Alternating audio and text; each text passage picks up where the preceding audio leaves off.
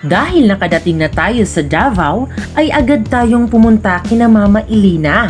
At sa pagpunta natin, ay sobrang saya ni Francis dahil sa nakita niya. Kaya tunghayan natin ang iba pang nakakatawa at nakaka-excite na mga pangyayari.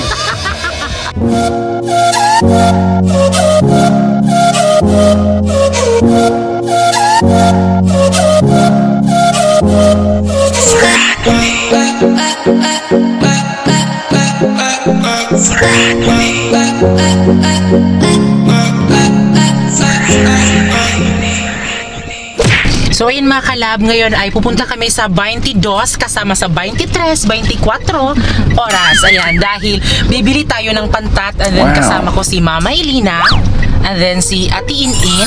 Hi! Yun lang. Ayun po si Ate Sobel.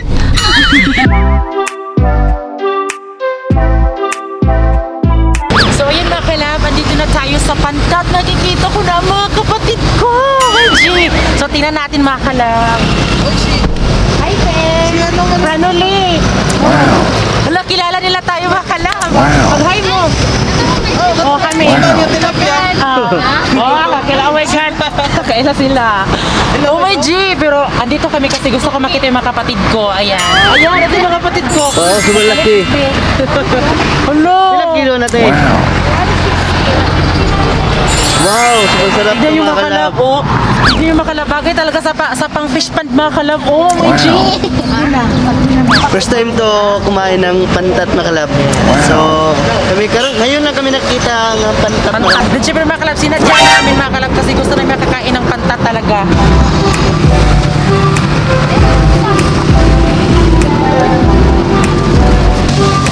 Hello! Ah! Ang dagko. Oo, para Lugo, uy, oh my God.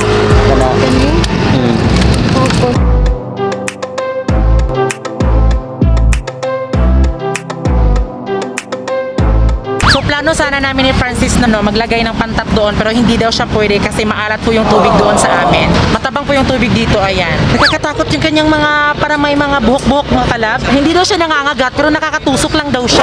Silipin natin mga kalab kung paano nila lilinisin yung pantat.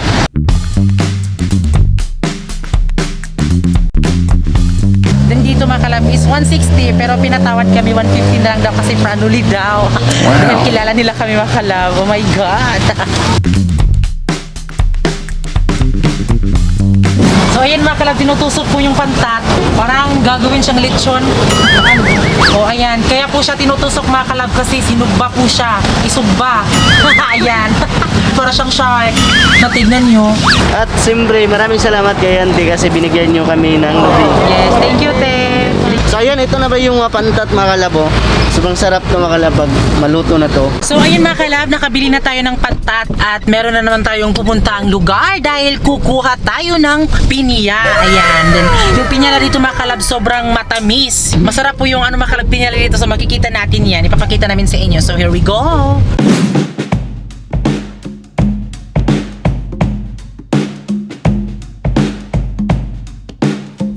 So yan mga kalab, dito na tayo sa lugar ng mga pinyahan at nakikita natin na hinaharvest na nila yung ibang mga pinyahan nila. Oh my God, kananjut! Ay. So yan, dito na tayo sa pinyahan mga kalab. Dito yung pinyahan nilang Malakasan. Sobrang dami talaga. Napakadami ng pinyahan dito mga kalab. Oh my God, kung kaya lang dadalhin namin to sa fish pond. Oh my GRR! Ayan, tingnan niyo mga kalab yung pinyahan mga kalab. Dalaw-dalaw. Oh, di ba no? Sobrang ganda. So dito kami kukuha ng pinya mga kalab dahil bibigyan kami ng pinya.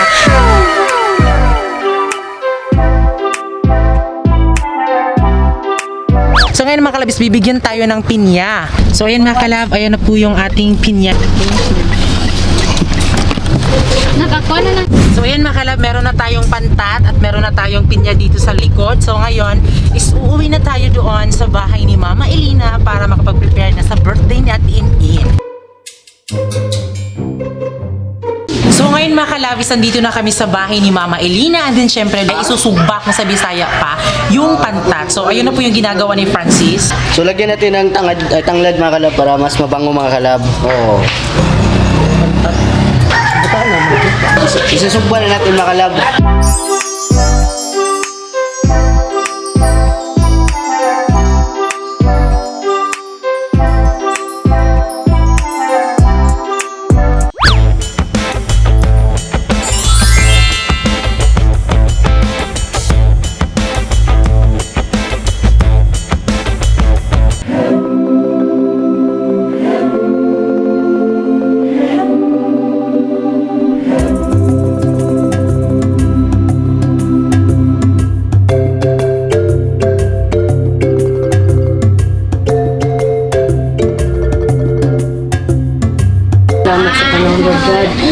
sa adlaw nga.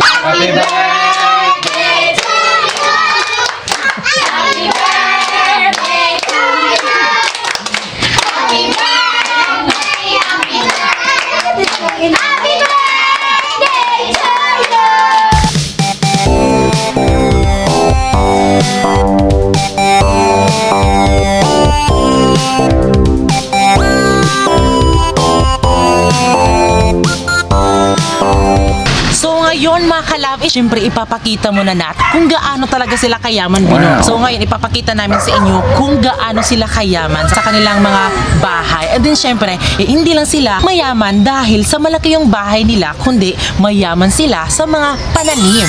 Gaya ng mga bulaklak. At kung gusto nyong makita, just keep on watching. So ngayon mga kalab, tuloy po kayo sa aming tahanan na puno ng bulaklak. Ayan, so comment below kung gusto nyong humingi ng bulaklak kay Ate Bingbing. Ito si Auntie Bingbing, nagmamayari ng bahay. And then syempre, ito din si Auntie Bibi. Ayan, our teacher. Happy Teacher's Day. So ito si Mama Lina mga kalab. Ayan. Tingnan niyo mga kalab, oh. Valentine's na pala, oh. Meron pa heart. Ayan, meron sila ditong kuko heart. Ayan.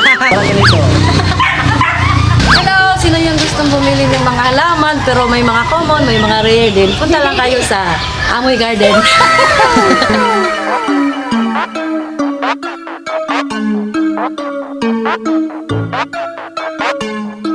So ayan, sa mga gustong bumili ng bulaklak, huwag na kayo magdadalawang isip o magtatlong isip dahil napakaganda ng kanyang bulaklak ni Auntie Bingbing dito sa Amoy Garden Florist.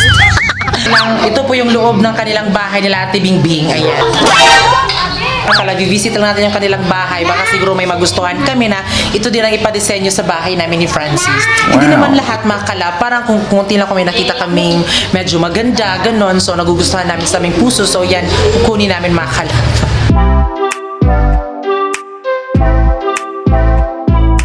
So ngayon mga kalab is pupunta naman tayo doon ila Kuya Alan. Ayan, so isa din sa anak ni Mama Elina. Ito po yung kanilang bahay, di ba? Super fresh, ang ganda. Ayan, tingnan niyo yung kanilang cabinet mga kalab.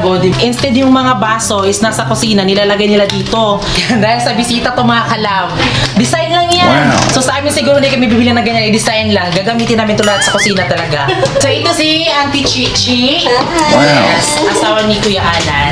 Ito yung kanilang kusina. At ito si Kuya Alan. Si Kuya Alan! Tada! Hello! Ayan. Then syempre mga kalab, nagbibenta din sila ng mga etlog, pabilog-belog. White eggs na itlog mga kalab. Oh, so kung gusto nyo bumili mga kalab, punta lang kayo dito sa Talumo River. Si Kagawad Alan Amoy.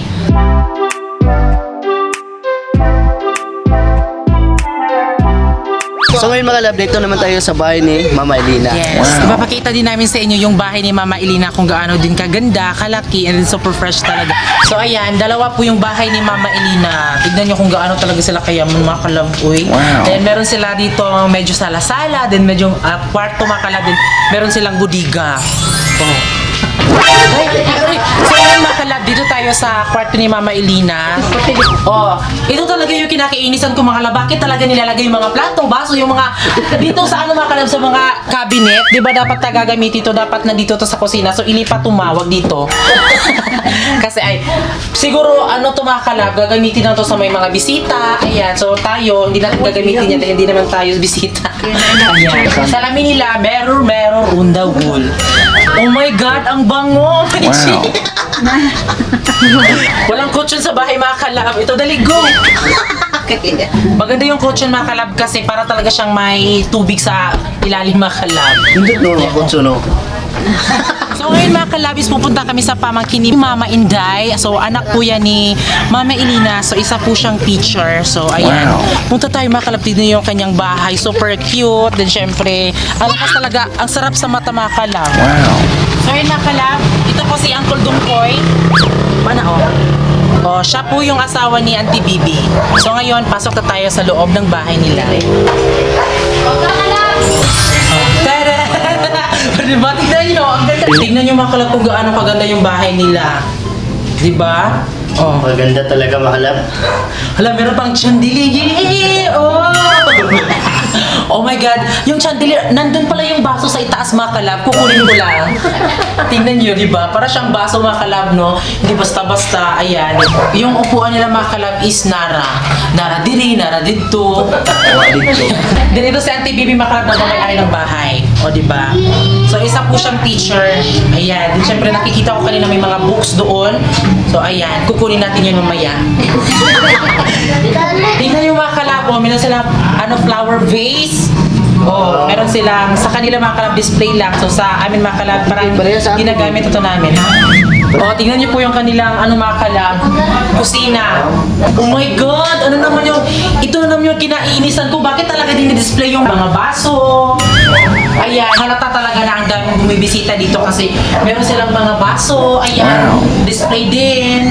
Mga lababo na dito mga kalab, pwede ka na rin matulog kasi ang ganda, with tiles din. Ayan. Mga kalab, hindi ko kami nagmamayabang. Pinapakita ko lang namin kung gaano ka ahon sa buhay kasi 'di ba, tayong mga mahihirap, na-inspire tayo na magsikap para makamitin ang magandang buhay. Yes. So, yeah. Hindi ko yan pagmamayabang. So, pinapakita lang talaga namin.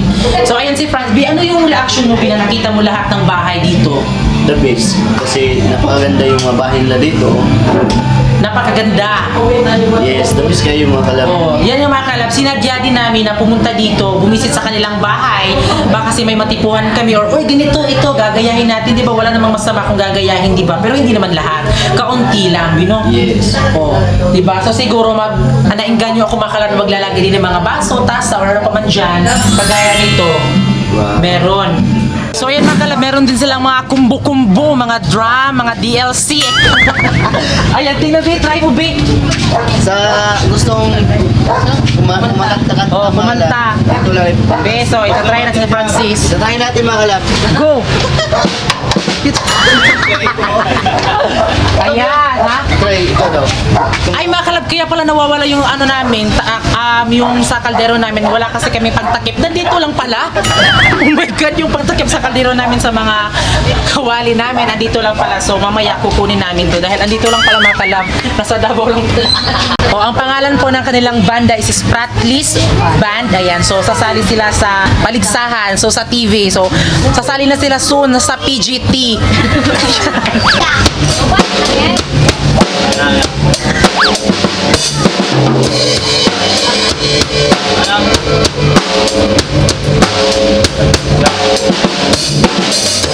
Para marunong ka, Bi, isipin mo na mga manok yan. Try natin. Wala, ang galing mo, Bi.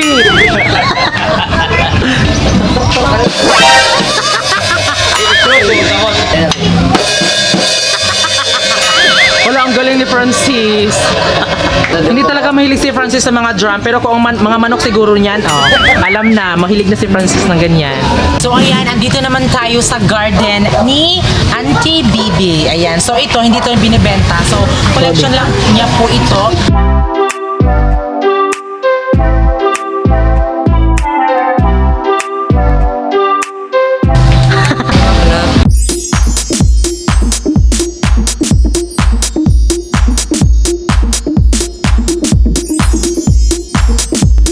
Abangan sa susunod na vlog.